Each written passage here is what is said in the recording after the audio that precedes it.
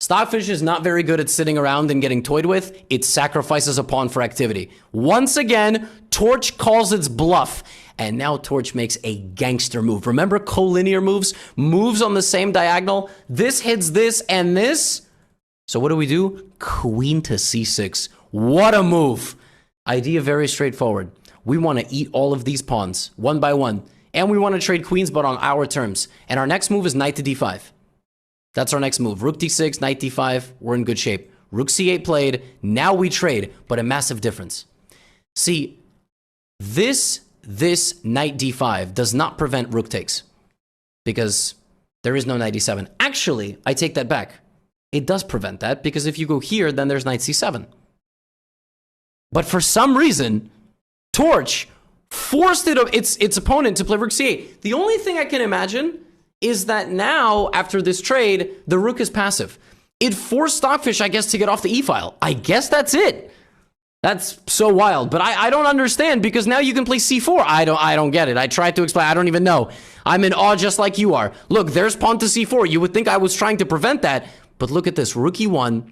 And now, watch how effortlessly Torch beats Stockfish in this endgame. It's just awesome. Knight e4. It just gets the pawns. It starts bringing its king. That knight on d6 defends absolutely everything. Let's trade some rooks.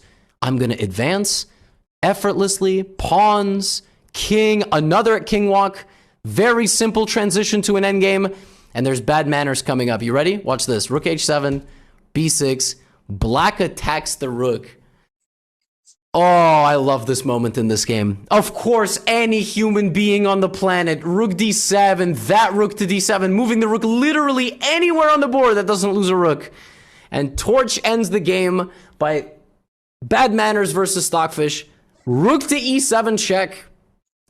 Giving up the rook for no reason. No reason at all. But there is a reason. You know what the reason is? Because after take, Black's rook cannot stop both pawns at the same time. It can't. It has to be on the 8th rank. It cannot stop one pawn from there and from there. But it matters which pawn you push. You have to stop rook e8. Pawn to f. Look at that. That is just... These bots have a sense of humor. Check. Check.